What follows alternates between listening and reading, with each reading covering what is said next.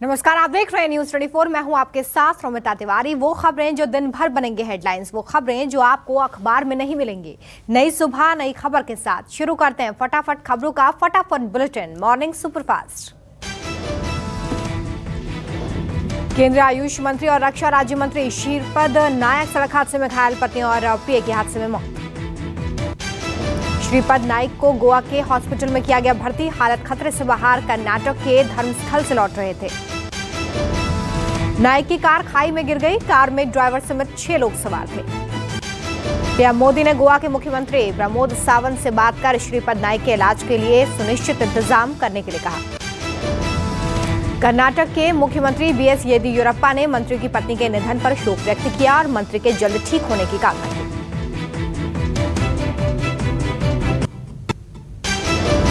किसानों के आंदोलन का आज 48वां दिन, किसान कृषि कानूनों को रद्द करने की मांग पर अड़े। किसानों सरकार के बीच जारी गतिरोध के बीच सुप्रीम कोर्ट में आज फिर एक बार सुनवाई। कोर्ट आज सुना सकता है फैसला। सुप्रीम कोर्ट ने किसान आंदोलन को लेकर चल रही सुनवाई के दौरान केंद्र सरकार को कड़ी फटकार लगाई है। सुप्रीम कोर्ट ने किसान आंदोलन को लेकर चल रही सुनवाई के दौरान कृषि कानूनों पर रोक लगाए जाने के संकेत दिए।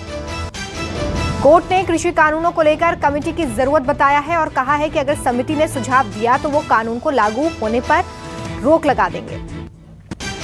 सुप्रीम कोर्ट ने कहा कि अगर सरकार ने कृषि कानूनों पर रोक नहीं लगाई तो हम रोक लगा देंगे। सुप्रीम कोर्ट ने पूर्व justice of India RM Lodha की अध्यक्षता में कमेटी बनाने का सुझाव दिया।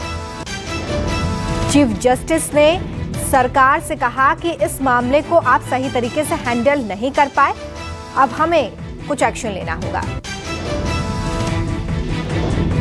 कोर्ट ने कहा कि केंद्र सरकार इस मामले को जिस तरह से देख रही है वो बहुत ही निराशाजनक है। कोर्ट ने यह भी कहा है कि हमारे पास अब तक एक भी ऐसी अर्जी नहीं आई है जो कहती है कि कृषि कानून अच्छे हैं।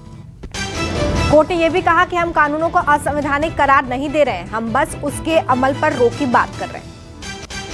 कोर्ट ने यह भी कहा है कि सरकार को जिम्मेदारी लेनी होगी। कानूनों की वजह से आंदोलन हुआ तो आंदोलन कब खत्म होगा ये भी तय करना होगा।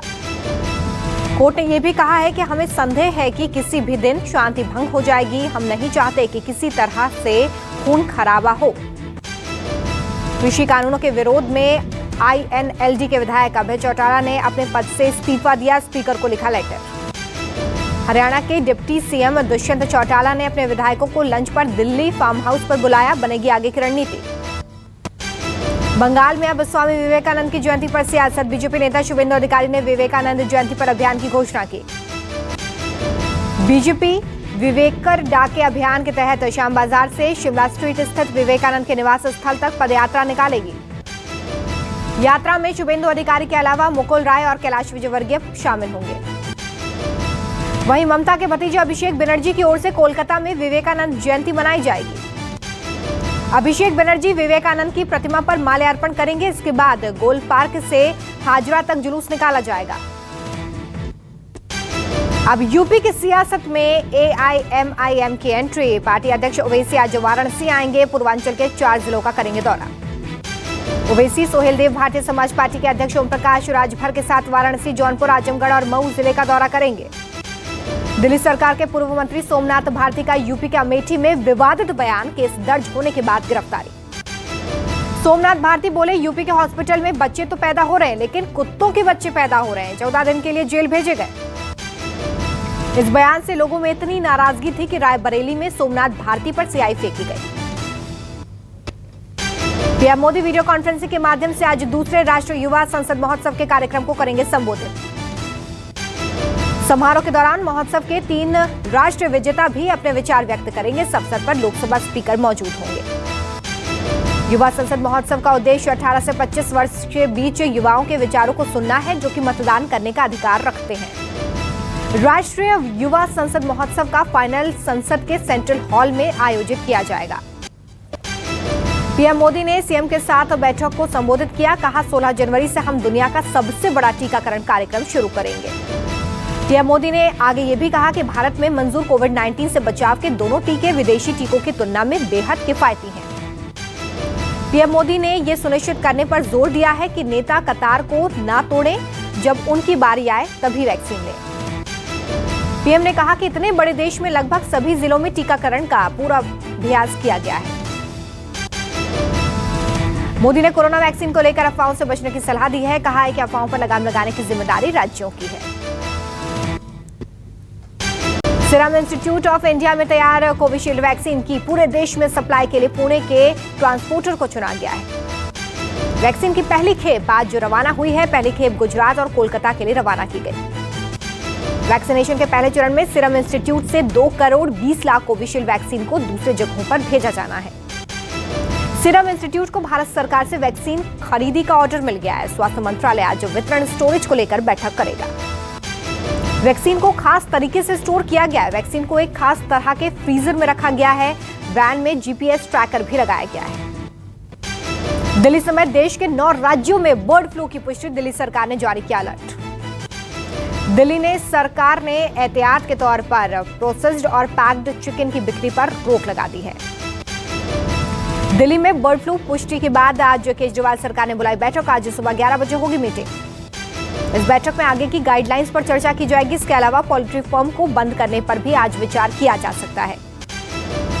दिल्ली से भोपाल भेजे गए 3 जगहों के पक्षियों की रिपोर्ट पॉजिटिव, तो वहीं ज्वालहन्नर की रिपोर्ट आ जा सकती है। एमपी के 18 जिलों में बर्ड फ्लू की पुष्टि। 3 जिलों की मुर्गियों में बर्ड फ्लू की रिपोर्ट आई पॉजिटिव। अब तक करीब 400 कौओं की मौत।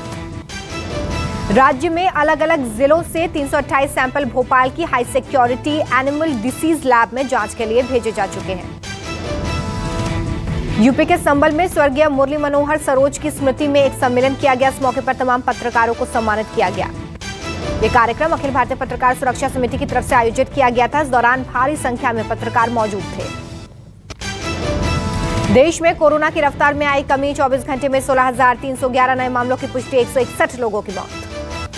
देश में अब तक संक्रमित हो चुके लोगों की कुल संख्या 1,04,66,000 के पार। अब तक 1,51,000 से ज्यादा लोगों की मौत।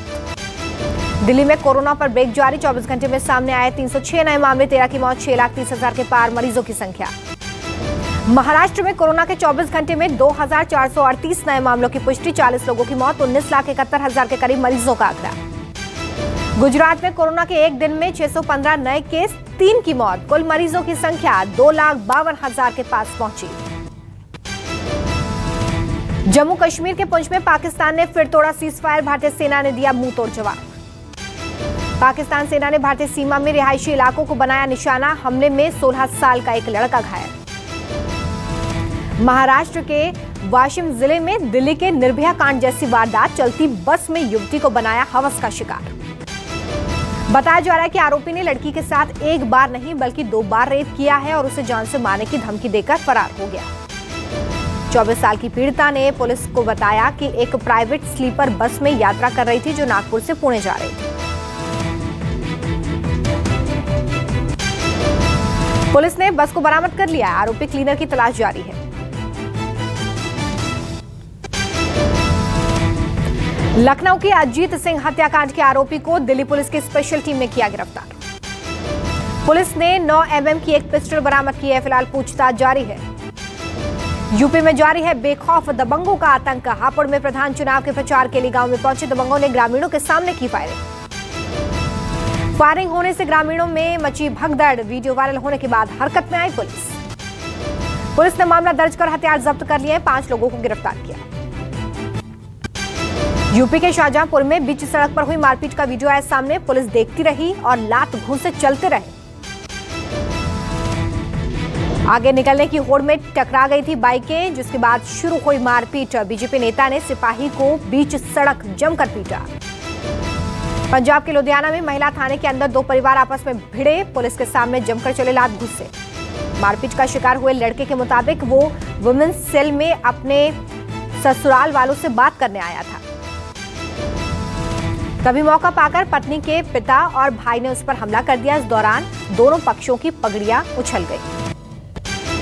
अमृतसर में एक शख्स की गोली मारकर हत्या। बेटे की शादी कराकर घर लौट रहा था पिता। दूल्हे के पिता को पैलेस के बाहर मारी गई गोली। हत्यारों का फिलहाल पता नहीं। ऐसा माना जा रहा है कि दुल्हन के रिश्तेदारों ने ही इस घटना को अंजाम दिया है। फिलहाल पुलिस मामले की जांच कर रही है। यूपी के मुरादाबाद में बड़ा हादसा। रेलवे क्रॉसिंग पार करते वक्त ट्रेन की चपेट में आए 2 बच्चों की मौत। महाराष्ट्र के थाने में ज्वेलरी शॉप पर चोरों का धावा, लाखों के माल पर हाथ किया साफ, सीसीटीवी कैमरे में कैद वारदात।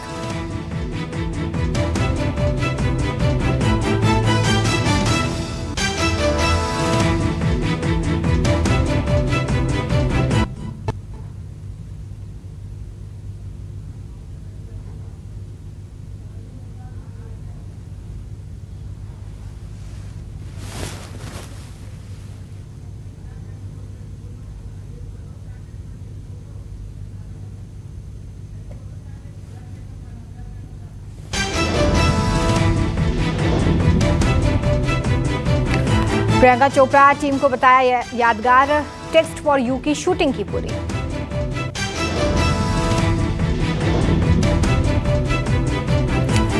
जैस्मीन के एलिमिनेशन से टूटे अली, आया अस्थमा अटैक। ऋतिक दीपिका की फिल्म फाइटर का मोशन पोस्टर हुआ रिलीज, पहली बार एक साथ नजर आएंगे ऋतिक दीपिका।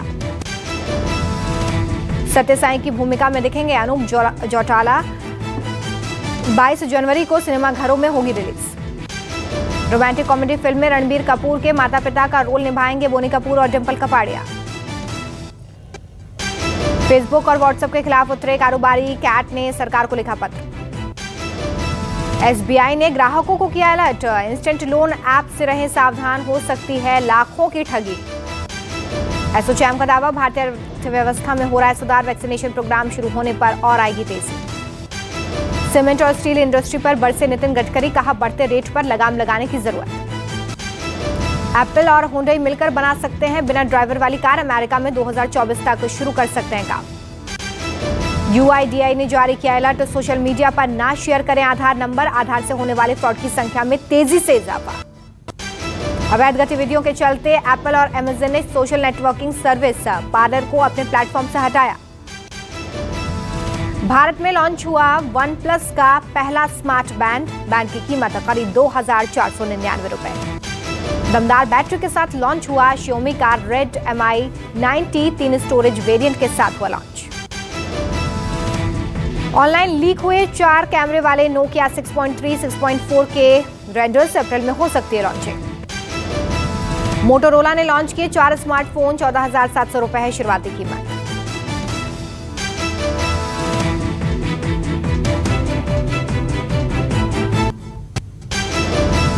पाकिस्तान के पूर्व राष्ट्रपति आसिफ अली जरदारी की तबीयत खराब, कराची के अस्पताल में भर्ती। डोनाल्ड ट्रंप को सत्ता से हटाने के लिए अमेरिकी उपराष्ट्रपति कर सकते हैं 25वें संशोधन का इस्तेमाल। ईरान ने अमेरिका को दी चेतावनी, कहा प्रतिबंध हटाएं नहीं तो परमाणु केंद्र के निरीक्षण पर लगेगी रोक। ब्रिटेन के प्रिंस हैरी और मेगन सोशल मीडिया को कहेंगे अलविदा, इंस्टाग्राम पर हैं 10 मिलियन से ज्यादा फॉलोअर्स। अमेरिका ने चीन को दिया बड़ा झटका, ताइवान के साथ राजनयिक संपर्क स्थापित करने पर लगे प्रतिबंध को हटाया। नमस्कार, मैं हूं मानक गुप्ता। अगर आपको हमारा ये वीडियो पसंद आया हो तो इसे लाइक और शेयर जरूर करें और हाँ, हमें सब्सक्राइब और फॉलो करना ना भूलें ताकि आप देश और दुनिया की कोई खबर मिस ना करें। चाहे कोई ब्रेकिंग न्यूज हो या कोरोना वायरस से जुड़ी कोई भी अपडेट, पॉलिटिक्स हो या आपकी जेब से जुड़ी कोई खबर, इलेक्शन की कोई न्यूज हो, कोई कंट्रोवर्सी हो या फिर कोई वायरल वीडियो, सब कुछ मिलेगा न्यूज़ 24 पर। तो जुड़े रहिए हमारे साथ और देखते रहिए न्यूज़ 24।